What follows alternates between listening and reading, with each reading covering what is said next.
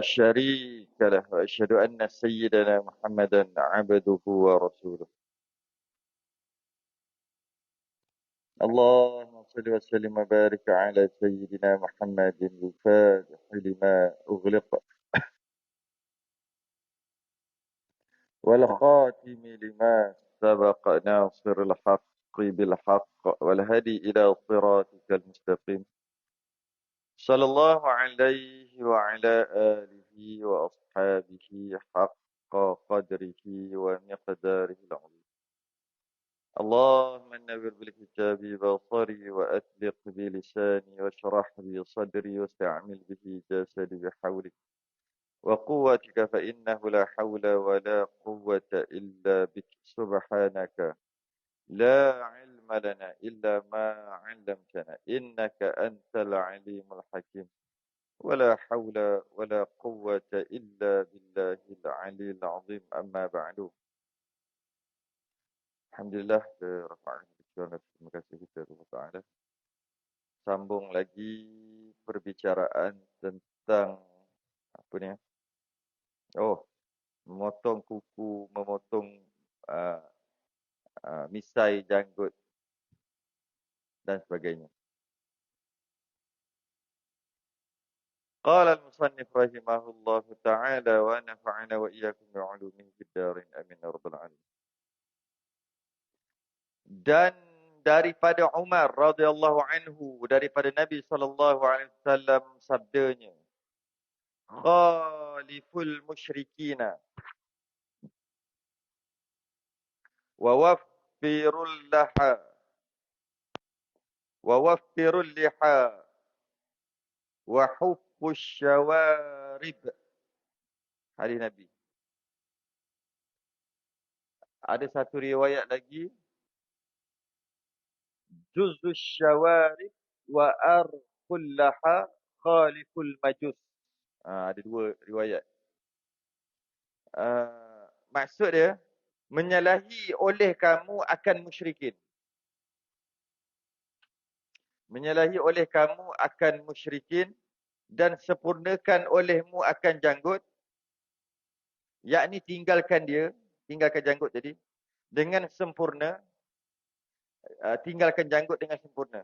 Dan ambil olehmu akan misai hingga nyata tepi bibir mulut. Menyalahi olehmu akan musyrikin. Dalam kita hidup ni, ada satu sikap Nabi tau. Sikap Nabi ni, dia nak menyalahi, nak bagi kalau boleh tak sama dengan orang kafir. Kita pun kena macam tu. Walaupun perkara tu bukan perkara haram sekalipun. Tapi Nabi nak, kalau boleh tak nak buat, nak menyalahi orang kafir. Jadi kita dari sudut pakaian, dari sudut semua, dari sudut fashion, kalau boleh, jangan sama dengan orang kafir. Walaupun tak berdosa. Walaupun tak salah. Jangan. Sebab Nabi menyalahi. Kalau orang kafir macam tu, Nabi akan buat beza. Walaupun tak salah. Cara pakaian ke. Cara style rambut. Apa dia panggil? Qazak. Cukur sebahagian, tinggal. Cukur, lepas tu tinggal. Cukur kat tengah, tinggal kat tepi. Cukur kat tepi, tinggal kat tengah. Cukur kat depan, tinggal kat belakang. Cukur kat belakang, tinggal kat depan. Itu qazak. Orang kafir buat gitu, Nabi larang. Tapi nak kira buat macam mana pun tak apa. Kalau boleh jangan tiru orang kafir. Jangan tiru. Tapi kalau kita, kadang-kadang dia boleh sampai ke haram. Yang tiru orang kafir ni, kadang-kadang dia sampai ke makruh saja. Tapi Nabi, sikap Nabi, apa yang orang kafir buat, Nabi tak nak tiru. Tapi kita duk perhati sekarang ni, lagi suka tiru orang kafir. Nama elok-elok, nama tukar nama macam orang putih. Khatijah jadi Katie. Elok-elok nama tu nama Islam elok dah. Tak pun nama Melayu kalau bukan nama Islam pun. Dia tukar nama bunyi orang putih. Elok-elok pakaian tu dah tak sama dengan orang putih tu, bukan orang putih yang Islam lah. Dia sebut ni biasanya orang barat. Orang kafir. Cara pemakaian, cara bercakap, cara style dan sebagainya. Ini lagi. Orang buat nak pergi kubur pakai baju hitam, kita tiru. Asalnya tak salah pakai baju hitam pergi kubur. Tapi sebab orang kafir buat, kalau Nabi ada lah, Nabi akan takkan pakai warna hitam. Bukan sebab salah pakai hitam. Nak menyalahi. Ini pun sama juga. Iaitu, orang kafir ni, dia cukur janggut tinggal misai. Nabi kata menyalahi. Tukar. Simpan janggut, cukur misai. Janji tak sama dengan orang kafir. Walaupun tak salah. Tak salah. Atau menyalahi olehmu akan musyrikin. Jangan tiru orang kafir. Jangan tiru orang kafir. Jangan tiru orang kafir tu bukan benda yang haram. Benda yang haram tak kira. Memang tak kira lah tiru tak tiru. Tak haram. Ini yang benda halal. Benda boleh. Tapi orang kafir tak buat. Dan menyalahi olehmu akan musyrikin. Dan sempurnakan olehmu akan janggut. Yakni tinggalkan dia dengan sempurna. Tinggalkan janggut tu. Trim aja. Dan ambil olehmu akan misai. Maksudnya potong misai. Hingga nyata tepi bibir mulut. Hingga nampak bibir tu. Jangan janggut tu, macam kita cakap semalam kan. Jangan janggut tu, tutup bibir. Nak minum air pun kena selak. Apa benda? Apa benda tu? Kalau minum pun terpaksa, lepas minum tu terpaksa buang kesan minuman. Kalau makan, terlekat nasi 2-3 biji. Dekat misai tu. Berdosa ke? Tak berdosa. Tapi kalau Nabi kata menyalahi. Jangan tiru orang kafir. Dalam hadis satu lagi. Yang tadi hadis siapa ni? Umar. Yang ni hadis Abu Hurairah. Lebih kurang sama. Jazzus syawarib. Tinggalkan janggut. Sama lah tadi. Wa arkhul liha.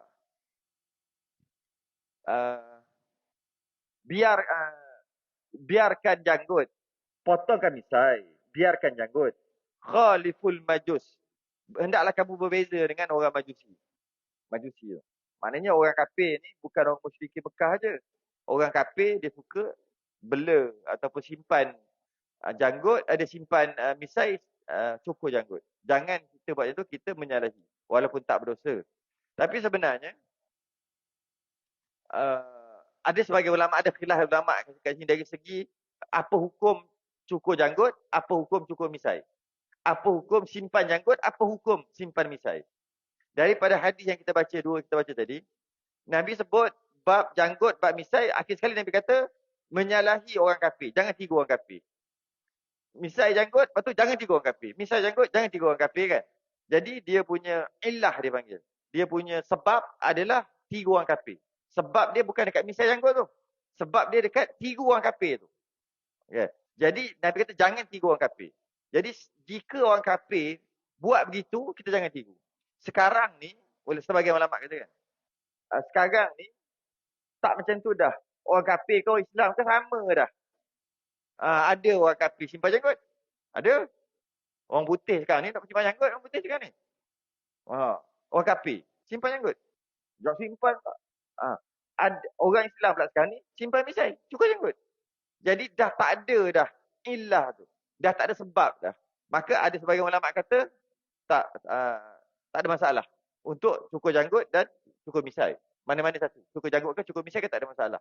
Sebab kalau cukur janggut pun tak rasa macam orang kafir. Kalau simpan misai cukur janggut tak nampak macam orang kafir. Sebab dah biasa dah benda tu. Sebab Nabi kata, lepas Nabi kata simpan janggut cukur misai, Nabi kata jangan tiru orang kafir. Jadi maknanya poin dia bukan dekat cukur janggut tu. Poin dia dekat tiru orang kafir tu. Sekarang kalau cukur janggut pun tak nampak macam orang kafir pun, maka bolehlah. Bolehlah. Boleh. Itu sebagian ulama. Ada khilaf. Ni satu ulama cakap gitu. Kan kalau cukur janggut je kafir. Bukan cukur janggut jadi kafir. Kalau cukur janggut je dah tahu dah. Ni orang kafir. Macam tu. Sekarang tak macam tu. Jadi ketika peperangan, nak beza mana orang Islam ramai-ramai duk pegang orang kafir zaman Nabi, nak kenal mana ni kawan aku ke tidak ni. Maka tengok janggut tu lah. Simpan janggut, okey kawan aku. Misai janggut cukur, ini musuh. Sebab tu Nabi suruh menyalahi. Macam dulu, kalau saya tak sempat zaman tu, tapi ada orang tua-tua duk cerita zaman 100 tahun lepas. Haram pakai topi sudu. topi tu. Haram. Tok Guru buat keluar fatwa 100 tahun lepas. Ha. Haram pakai seluar jin. Haram.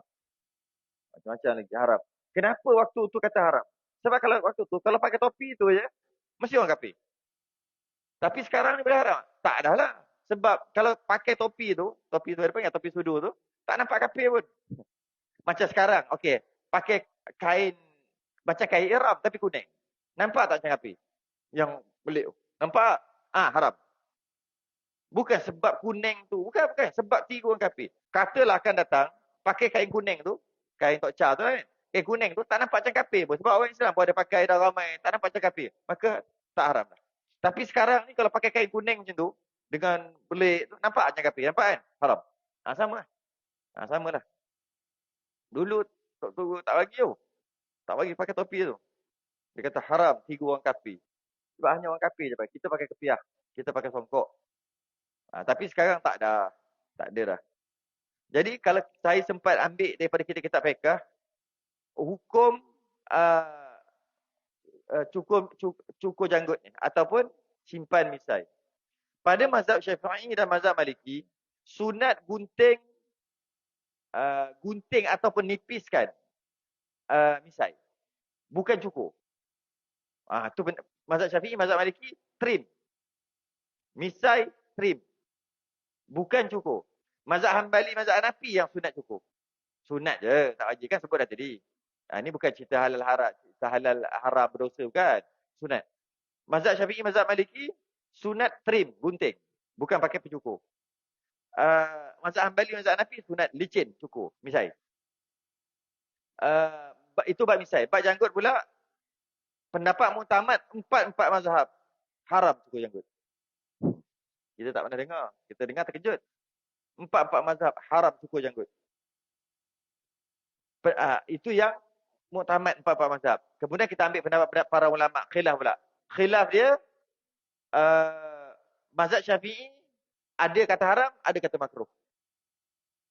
Ada kata haram, ada kata makruh. Itu mazhab Syafi'i, mazhab Maliki. Jadi kat situ bila ada khilaf, terangkatlah hukum haram. Bukan haram mutlak lah. Tapi kalau kata pendapat muktamad, mazhab Syafi'i haram cukur. Dia lelaki mazhab Maliki haram. Mazhab Hanbali haram cukur. Dia boleh trim aja. Trim. Pendapat dhaif atau pendapat kedua dalam mazhab Syafi'i, mazhab Maliki makruh. Bila sebut makruh, tak, bila orang cukur janggut tak boleh nak cegah. Sebab yang boleh cegah man ra'a minkum munkaran, bila nampak perkara mungkar cegah, fal yughayyirhu bi yadihi, cegah dengan tangan ni adalah perkara yang tak ada khilaf. Jadi kalau orang cukur janggut tak boleh cegah. Sebab khilaf. Dia gitu. Dalam agama kita, bila ia ada perbezaan pendapat, kita tak boleh cegah. Biar aja.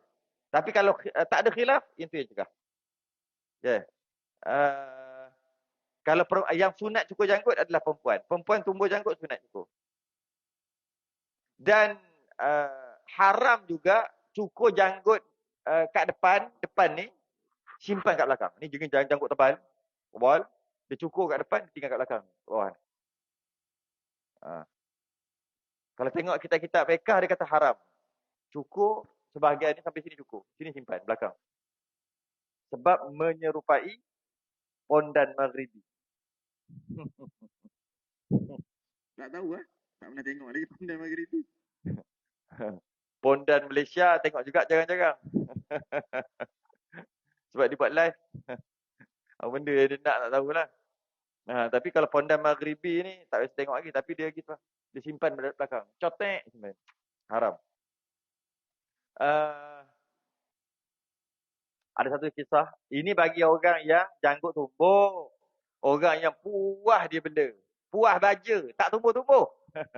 Macam mana dah baka keturunan jenis tu. Punyalah dia bela. Macam-macam minyak dah pakai. Minyak bond lah. Minyak apalah nak bagi ni. Tak tumbuh-tumbuh juga. Itu nak buat macam mana. Itu tak boleh buat apalah. Ini yang tumbuh lah. Pernah satu seorang sahabat ni. Dia ada janggut sikit. 2-3 orang janggut.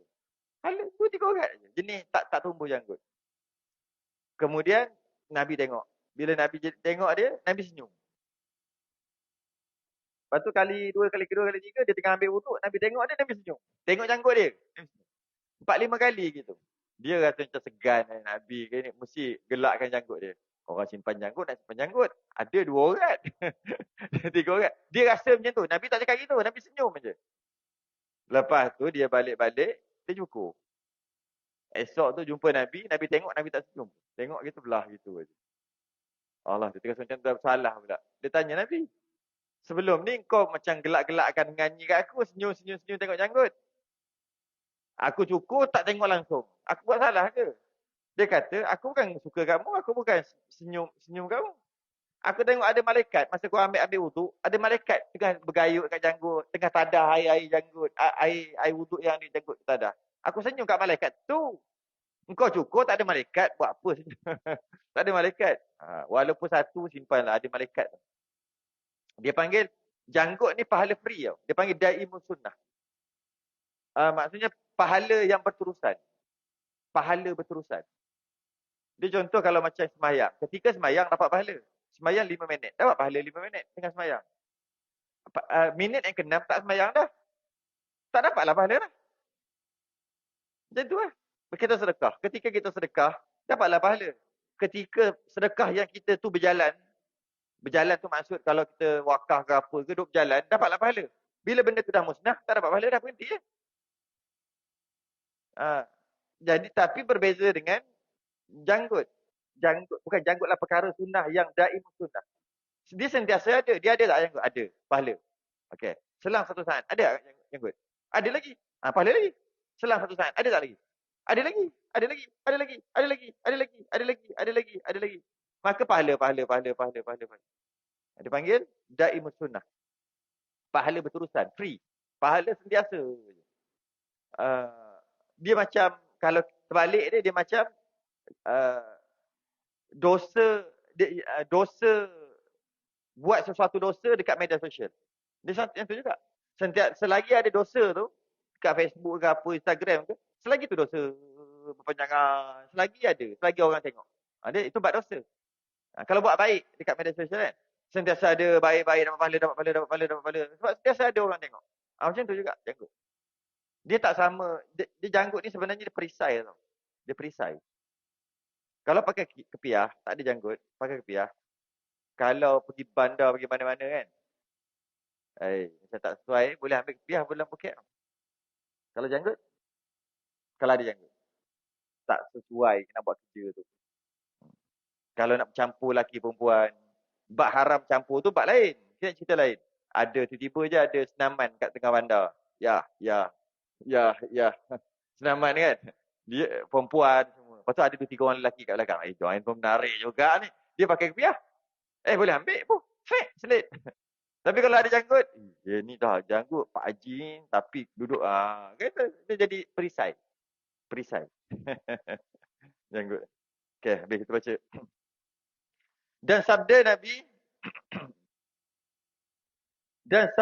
Nabi sallallahu alaihi wasallam, menyalahi olehmu akan majusi. Ini yang tadi tu.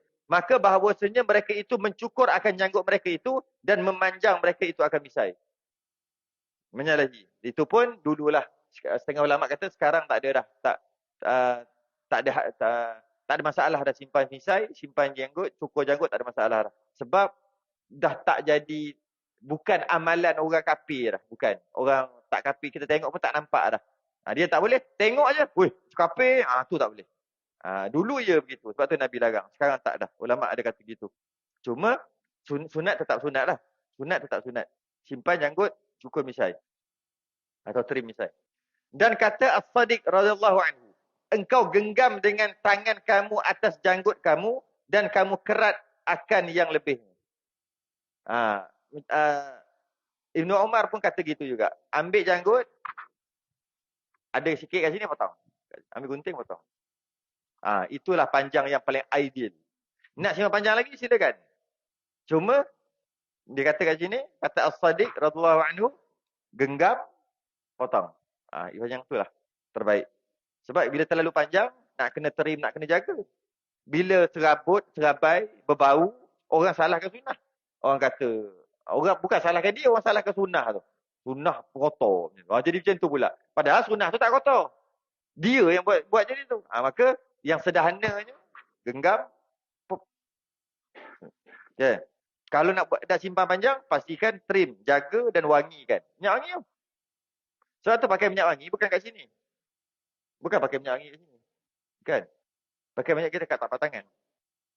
Nak sunnah pakai minyak wangi kat tapak tangan. Bukan dekat sini. Kalau pakai pun tak ada masalah.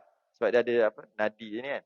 Bila pakai dia akan bawa satu badan bau. Tak tahulah orang kata gitu. Lepas tu pakai kat sini, pakai kat sini. Sebab dia ada ni. Yang cek orang mati kan. Letak dekat tu. Jadi bila tu darah jalan ni dia sekali bawa. Katanya. Betul orang pakai sini. Dekat sini pun ada juga kan. Tak tahulah sebenar begitu ke tidak. Cuma orang kata gitu. Tapi kalau nak sunnah pakai tapak tangan. Pakai kat tapak tangan. Ni. Sapu kat tepi ni. Tu. Lepas tu barulah habis ni. Tu sunnah Nabi pakai minyak wangi kat tapak tangan. Lepas tu kat tepi ni. Sentuh. Lepas tu baru badan. Tu pakai minyak wangi. Dan daripada Abi Ja'far radhiyallahu anhu.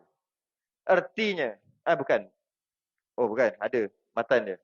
Min sa'adatil mar'i khifatu lihyatihi.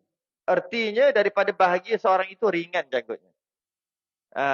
Kalau nak bahagia, ringankan janggut. Simpan janggut tapi jangan banyak sangat. Kalau tak nak jaga. Dia macam rambut juga. Ringankan rambut adalah tanda bahagia. Ringankan jambang dan janggut adalah tanda bahagia. Tapi kalau nak simpan juga, pasti jaga. Nak simpan juga, kena pastikan jaga. Dan sabda Nabi SAW, bagi Sayyidina Ali, apabila menilik kamu pada cermin, maka kata olehmu. Ni bab lain pula. Bab tengok cermin pula tiba-tiba masuk ni.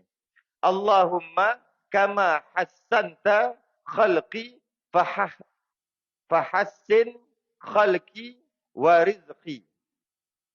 Allahumma kama hassanta khalqi fahassin khuluqi wa rizqi. Tak ada baris.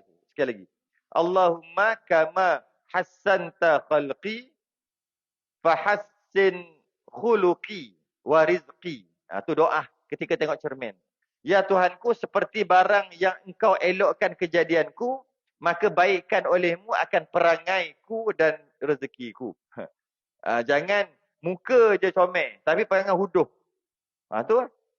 Muka comel lah, tengok bagus dah muka dia, tapi perangai huduh. Tak nak gitu. Jadi apa doanya? Doa ketika tengok cermin. Demikianlah tersebut di dalam Makarimul Akhlaq. Faidatun.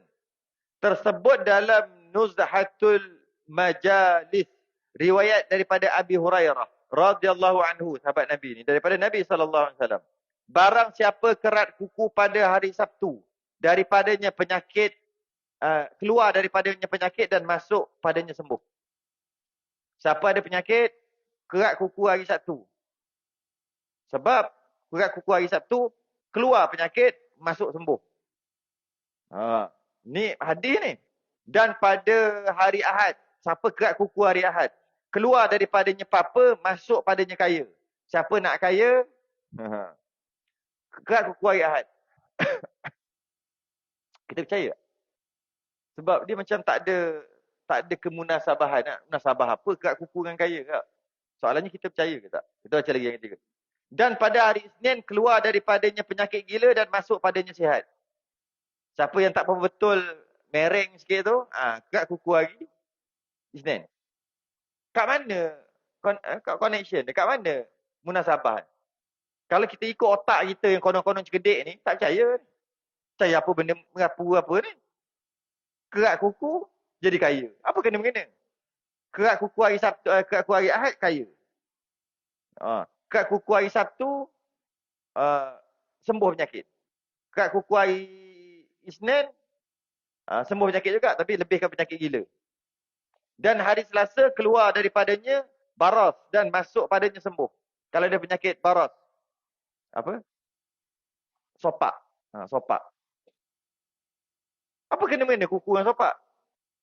Dan pada hari Rabu keluar daripadanya was-was dan ketakutan dan masuk padanya aman.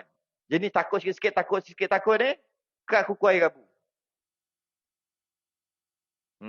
Sebab menghilangkan was-was. Apa kena-mengena? Hari Khamis. Keluar daripadanya penyakit juzam. Juzam apa? Kusta. Masuk padanya afiat. Pada hari Jumaat dekat kuku. Keluar daripadanya dosa dan masuk padanya rahmat. Percaya tak? Kena percayalah. Sebab tu kita ni rukun iman. Kan? Percaya pada 6 perkara kan. Percaya pada Allah, percaya pada Rasul, percaya. Percaya ni, dia kadang-kadang tak semua. Kadang-kadang dia tak boleh fikir. Kadang-kadang boleh fikir. Fikir-fikir, oh aku percaya. Kadang-kadang tak boleh fikir. Percaya pada malaikat. Boleh fikir tak? Apa maksud beriman? Beriman ni maksud percaya bodoh. Percaya bodoh-bodoh. Kalau fikir, silap tak percaya. Percaya tak kat malaikat? Percaya lah. Berapa kali jumpa malaikat? Tak pernah jumpa. Tak nak jumpa nak percaya macam mana? Fikir. Tahu lagi tentang malaikat. Kena jumpa baru boleh percaya. Maka dia tak percaya. Tak beriman. Maknanya percaya ada setengah-setengah kepercayaan tu. Dia bagi percaya bodoh-bodoh gitu. Itu. Contoh, percaya kepada Rasul. Berapa kali jumpa Rasul? Percaya tak Nabi Adam? Percaya. Berapa kali jumpa Nabi Adam? Pernah mimpi jumpa Nabi Adam? Macam mana boleh percaya? Kena percaya. Percaya gitu aja. Rasul. Percaya kepada kitab. Kitab yang Quran tak apa dah ada. Taurat, Zabur, Taurat, Injil. Tak pernah jumpa. Macam mana percaya ada? Tak ada kot. Percaya bodoh gitu. Istilah percaya bodoh-bodoh. Walaupun tak ada alasan, tak ada hujah.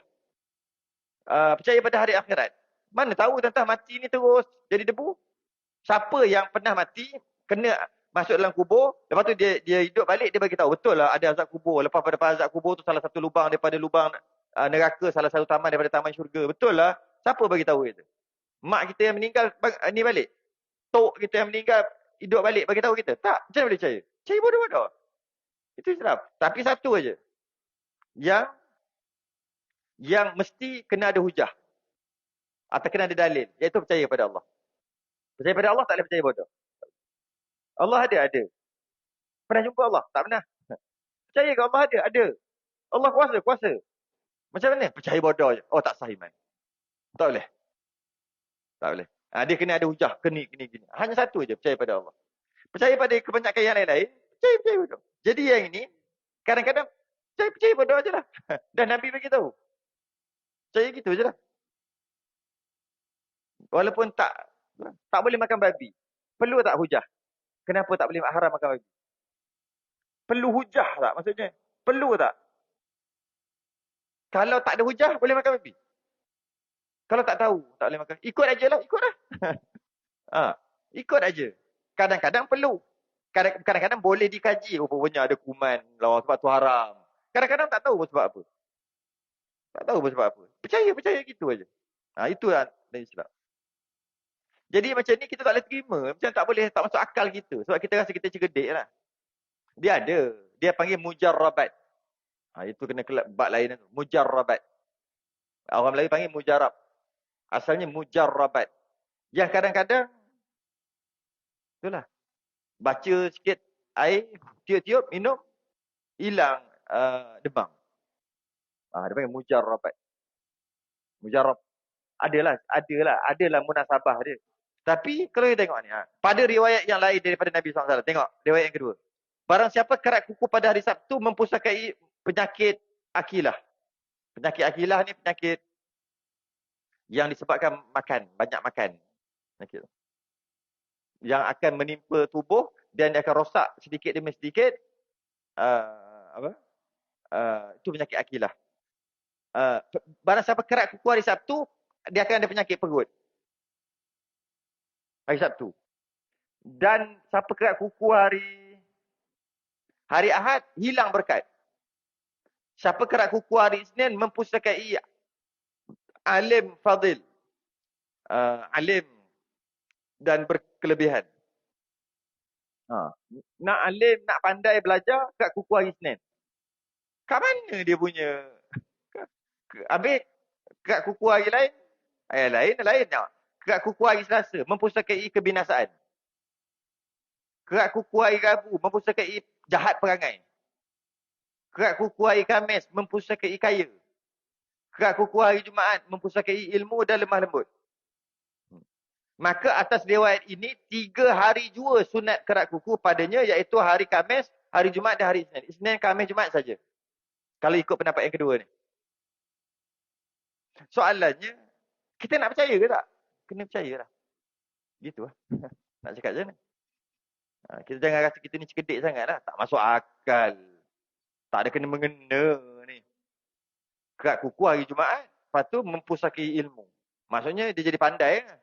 Lepas kalau belajar je mudah faham. Belajar mudah faham. Kerak kuku hari Jumaat. Awak kena mengena hari Jumaat. Dengan otak ni yang pandai. Kita rasa kita pandai. Jangan. Tak nak kerak kuku hari Jumaat tak ada masalah. Benda sunat aja. Benda mujarrabat aja. Bukan benda yang mesti buat, tak buat berdosa. Mesti percaya, mesti tu. Tak. Tapi jangan. Orang dulu-dulu, mana ada doktor? Kehidupan dia semua dengan mujarrabat. Ataupun petua. Lupa ada satu perkataan Melayu dia panggil petua. Orang dulu panggil mempusakai. Jangan tidur lepas subuh mempusakai gila. Mempusakai itu orang dulu cakap. Orang baru sikit tapi dulu juga dia sebut petua. Bahasa asal dia panggil mujarrabat. Kalau bahasa sekarang dia panggil try and error. Semua saya dah keluar habis perkataan. Tak faham tak tahu. Try and error. Contoh. Dah try dah. Tidur lepas asar. Tidur. Lepas asar tidur. Lepas asar tidur. Bangun maghrib. Buat macam tu setahun gila. Try kat orang. Lepas tu try kat orang lain pula. Try tidur pula. Lepas asar tidur. Lepas asar tidur. Lepas tu jadi gila. Kalau tak gila pun macam gila. Macam tak berapa nak betul. Macam jam macam tu. Cuba 3 orang. 4 orang. 5 orang. 6 orang. Akhir sekali katalah cuba 100 orang. Dengan cuba 100 orang buat macam tu, 70 jadi gila. Kita boleh kata tak? Kau jangan tidur lepas asar nanti jadi gila. Boleh tak? Boleh lah. Itu mujarrabat. Tapi bukan. Tidur lepas asar, garanti gila. Tak kata gitu. Itu mujarrabat. Try and error. Try jadi. Macam tu juga. Yang perubatan-perubatan. Ambil baca Fatihah. Baca kat air. Bagi minum. Tak sembuh. Demam. Contoh lah. Tak sembuh. Kali kedua. Buat. Tak sembuh. Buat 100 kali. Tak sembuh baca Fatihah. Tapi, jika dia tu sakit bisa-bisa. Lenguh-lenguh. Baca Fatihah. Bagi. Hilang sakit lenguh-lenguh. Panggil orang lain pula yang sakit lenguh-lenguh ni. Baca Fatihah. Tiup kat air. Baca. Hilang. Cuba 100 kali. Ada 70 orang. Rasa segar sikit. Rasa elok sikit. Lepas minum air, kita baca Fatihah. 30 tetap sama aja. Kita boleh tak kita kata? Ambil air, baca Fatihah. Nanti sembuh. Boleh tak? Boleh lah. Itu panggil mujarrabat. Bukan garanti. Itulah benda-benda yang kita dah baca ni. Cuba try. Kerak kuku air Khamis. Cuba. Setiap air Khamis kerak kuku. Buat amal macam 3-4 tahun. Dia tengok, dah senang kau sekarang. Lepas tu cuba pula dengan orang lain. Kau cakap kerak kuku air Khamis. Jangan hari lain. Setelah 2-3 tahun tengok, tukar kereta nampak makin senang. Cuba buat macam tu 100 orang. Dan 70 memang ada nampak kesenangan sedikit, naik gaji sebagainya. Maka boleh tak dia kata, kat kuku air Khamis, nanti kaya tu, boleh insyaAllah kaya. Boleh lah. Bukan kata garanti kaya. Itu maksud dia. Itu orang-orang dulu buat. Tapi orang sekarang dia tunjuk cekedik. Konon-konon pandai-pandai orang sekarang ni. Mengagut, keratlah hari apa pun ke kuku tu. Memang siapa kata tak boleh kerat air kuku? Keratlah kerat air apa pun. Kita cerita mujarrabat. Istilah dia panggil. Petua. Orang dulu penuh dengan petua. Nanti nak berjalan hari, sebab sempat baca ke tak? Dia kata, nak tanam pokok hari apa? Ni menarik perbahasan ni. Nak tanam pokok hari apa? Nak baca, nak mengaji hari apa? Nak belajar hari apa? Ada ni. Nak mandi hari apa? Dia akan ada, dia panggil kemunasabahan tu ada. Dan sunat membasuh, kan? Dan makruh menyimpan atas kerat kuku sebelah tangan dan sebelah kaki. Nak kerat dua-dua belah, jangan kerat sebelah, tinggal sebelah. Makruh. Dan sunat membasuh kepala anak jari. Kepala anak jari. Apa? Sunat membasuh kepala anak jari. Kemudian daripada dikerat kukunya. Lepas kerat kuku, kaki, kuku tangan, sunat basuh. Jangan biar gitu je. Kerana dikata orang bahawa menggaru-garu dengan kuku dahulu daripada dibasuhnya, memberi mudarat dengan badan. Kalau kerat kuku, Tak basuh, kalau gatal, garu ke apa, menjadi mudarat. Kurat ke apa ke penyakit. Sama lah juga. Oh, tak ada lah. Tak ada bukti saintifik lah. Ini bukan garanti. Cuba try. Kerat kuku garu, kerat kuku garu. Cuba buat. Setahun tengok. Naik apa-apa kat badan. Dan buat 100 orang. Orang ni dah cuba. Sebab tu dia kata tak boleh. Orang dulu. Dah cuba. Ha. Obat orang dulu, tok-tok nenek kita, dia memang begitu. Dia memang cuba. Cuba kita bayang. Kita tengok. Mana tok nenek kita tahu. Tak. Mana kita tahu tongkat Ali tu power. Kita bagi contoh. Mana tahu tongkat Ali tu. Sedangkan tongkat Ali tu duduk dalam hutan. Tok nenek kita lah tengok. Lain macam pokok ni. Try minum. Mabuk. Dia orang kena mabuk dulu. Yang kita tahu, ini buah gatal. Buah ni tak boleh makan, sakit perut. Kalau makan daun-daun macam ni, cerit-berit. Macam ni cuci perut. Ni cuci darah. Macam mana orang dulu tahu? Tok nenek kita tahu. Macam mana diorang boleh tahu? Diorang try and error. Sebab mana ada kajian-kajian waktu tu? Kalau kata apa tak lalu makan, makan macam ni, ambil apa ni. Macam mana diorang boleh tahu? Diorang cuba. Dan bila dah banyak mencuba, dia kalau macam ni jadi macam ni. Tapi tak semesti jadi. 70% tu mungkin jadi. Sebab tu mereka banyak petua. Sebab tu petua dulu. Petua. Jadi orang dulu memang hebat lah. Hebat. Petua. Kenapa tanam uri? Lepas tu bubuh apa? Masa tanam uri. Bubuh pensel. Buah asam keping. Ada buah kunyit, ada buah garam. Buah paku.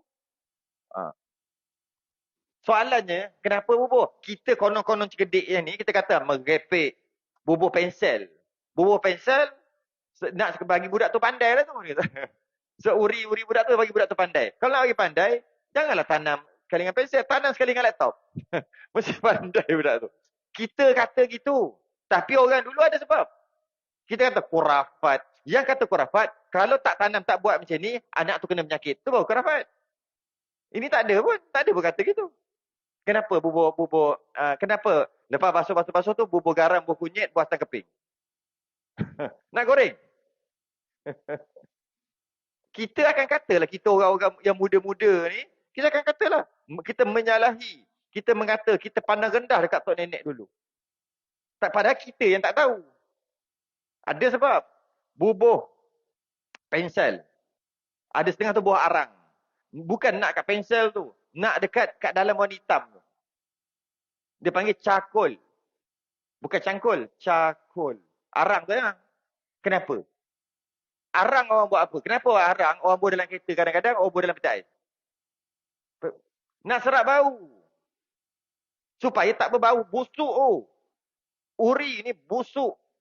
Sebab dia manusia. Dia busuk pelik. Dia lebih busuk pada najis. Bila dia time dia busuk tu lah. Time dia buruk. Uri. Jadi kalau bubuh tu dia kurang. Okey. Kenapa bubuh kunyit? Kenapa kita bubuh kunyit dekat ikan kita? Masa goreng. Nak bagi hilang hanyir. Tu tujuan orang bubuh kunyit. Kenapa bubuh garam? Kenapa kita bubuh garam kat ikan kekering kita? Nak bagi tak busuk, tak berolat kan? Itu tujuan bubuh garam. Ada semua sebab. Ada bubuh paku. Kenapa bubuh paku? Ada, lepas dah bubuh semua, ambil kain, ikat pula. Ikat. Lepas tu tanam kan? Cari tanam pula bawah pokok. Kita lah yang kata khurafat, kita kata bawah pokok, teduh. Nanti budak tu kurang kena penyakit. Itu kita yang cakap. Tak ada. Orang dulu kenapa dia bungkus? Kenapa dia buat paku dalam tu? Kenapa dia cari kat pokok, tanam dekat pokok, dekat akar pokok? Sebab orang dulu, dia duduk kan dekat tepi-tepi hutan gitu kan. Ada tak babi? Anjing? Ada. Hidung dorang ni bau power. Babi dengan anjing mana lagi power hidung? Bau power. Lepas tu dia ni. Naik atas. Power. Dia bunyi maksudnya berapa dalam kedalaman gali tetap dia bau juga. Anjing dan babi. Kalau busuk ni, uri anak kita. Kalau dimakan anjing macam mana? Tak ada masalah. Cuma kita rasa macam ni. Kan tak seronok. Babi. Kalau orang duduk kat tepi hutan, kalaulah ada ayam dia mati, dia gali lebih kurang dia tanam, Esok pagi berterabur. Ayam tu kena kondol dengan babi. Berterabur. Sebab walaupun kita tanam, dia bau. Kita tak bau, dia bau. Hidung dia kuat. Jadi, walaupun tanam agak dalam, babi anjing bau. Sebab memang busuk. Kita je tak bau. Jadi nak menghilangkan bau-bau macam tu, itu yang bubuh garam, bubuh asam keping. Kenapa bubuh asam keping? Samalah. Tujuan yang sama. Menghilangkan bau. Dan nak mengecutkan. Asam keping ni mengecutkan. Bila kecut, dia eloklah dia tak dimakan, tak digali oleh anjing dan babi. Kenapa tanam bawah pokok dekat akar? Babi datang nak gali, payah ada akar. Sondor tak boleh. Kalau berjaya pun, berjaya gali, kemudian ada pertahanan kedua. Kain. Kita ikat. Sondor kain tu pecah. Ada pertahanan ketiga. Apa? Paku. Oh, sakit hidung aku, takkan cocok. Belah. Pertahanan keempat, bila dia makan, gigit, kena paku kat dalam mulut dia. Dia tinggal lah.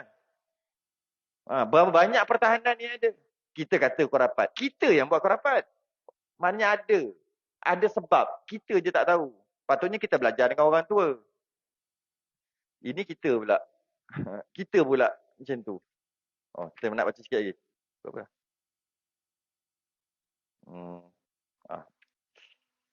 Macam mana ya? Last sikit lagi. Baru 40 minit. Kita ambil 5 minit lagi. Faidatun tersebut di dalam Hasyiatul Jamal, kata Hakim. Ini antara petua lagi. Mujarrabat, petua, try and error. Tak bergaranti betul. Tapi orang tua dulu amal dan orang tua dulu hidup aman damai. Malah dia lebih baiklah daripada kita. Dari sudut iman, dia lebih daripada kita. Dari sudut amal, dia banyak daripada kita. Tak ada lampu pun boleh bangun tahajud. Datang majlis ilmu kuat, tak ada aircon pun. Orang dulu lebih daripada kita. Dia tanam pokok, kita yang makan. Dia tanam, kita yang makan. Dia tak makan pun, tak sempat. Petua-petua mereka tu, kita banyak dapat. Tapi kita menyalahi apa yang mereka buat. Sebab kita tak faham. Tengok Barang siapa menggunting baju pada hari Sabtu. Siapa nak jahit baju, dia gunting baju hari Sabtu. Mempusakai penyakit selama ada dipakainya pada badan. Kalau jahit baju, masa nak gunting tu, gunting pada hari Sabtu. Selagi dia pakai baju tu, mudah kena penyakit. Kita kata, mengagut. Orang dulu dengan orang sekarang, mana banyak kena kanser? Nak kata mengagut. Orang dulu tak ada pernah dengar pun kanser lah, kemoterapi lah. Tak ada pun, elok-elok sihat. Umur 100 tahun, elok-elok. Kita 40 dah sakit, lutut. Lepas tu kita kata, mengapu. Diorang amal. Garanti ke? Tak garanti, mujarrabat. Petua. Try and error. Kalau nak gunting, hari ni hari apa? Hari ni hari Khamis. Jangan jahit baju lagi, jangan potong lagi. Tunggu hari Sabtu. Kita katalah, tapi yang penyakit banyaknya kita. Dulu tak ada pun. Covid tak ada dulu. Sekarang pun ada.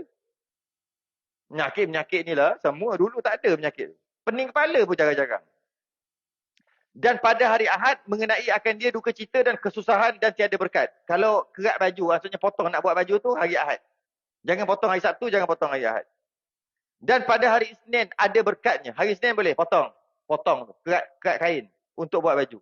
Dan pada hari Selasa segera binasanya atau dicuri akan dia atau terbakar api baju itu. Hari Selasa kalau buat baju kerat kain segera binasa, maksudnya tak tahan lama. Mana tahan lama? Baju dulu ke baju sekarang? Baju dulu lagi tahan lama pada baju sekarang. Sekarang pakai 5-6 kali je dah nampak buruk lah.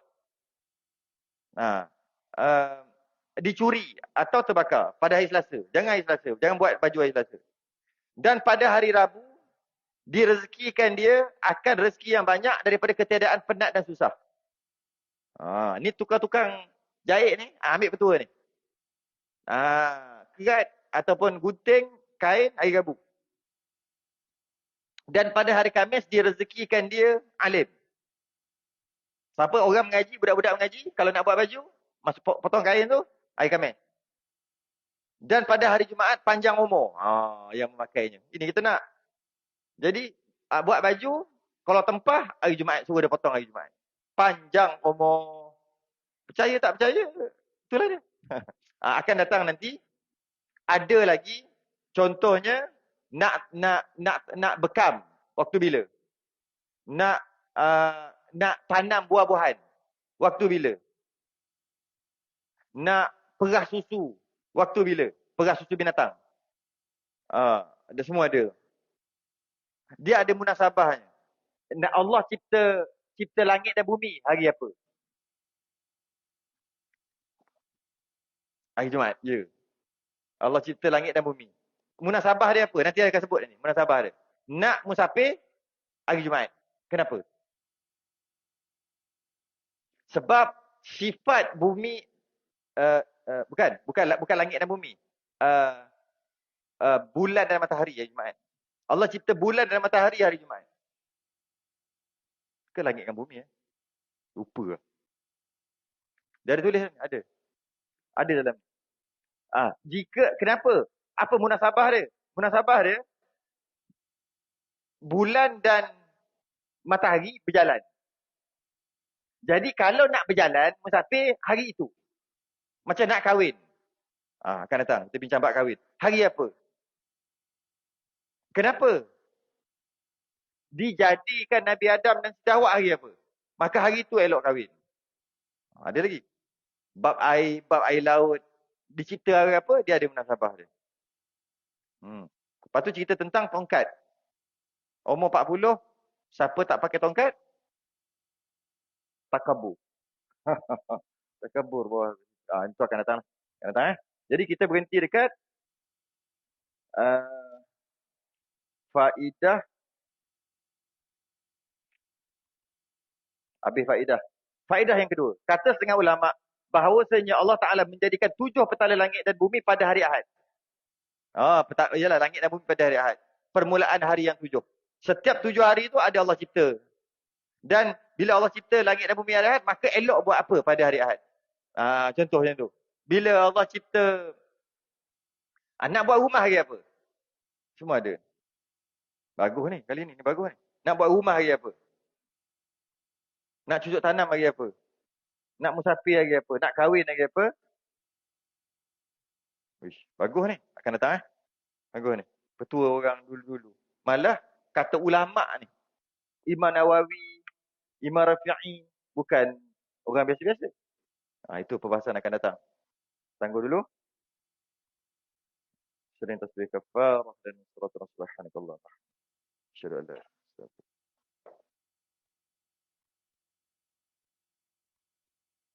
Assalamualaikum.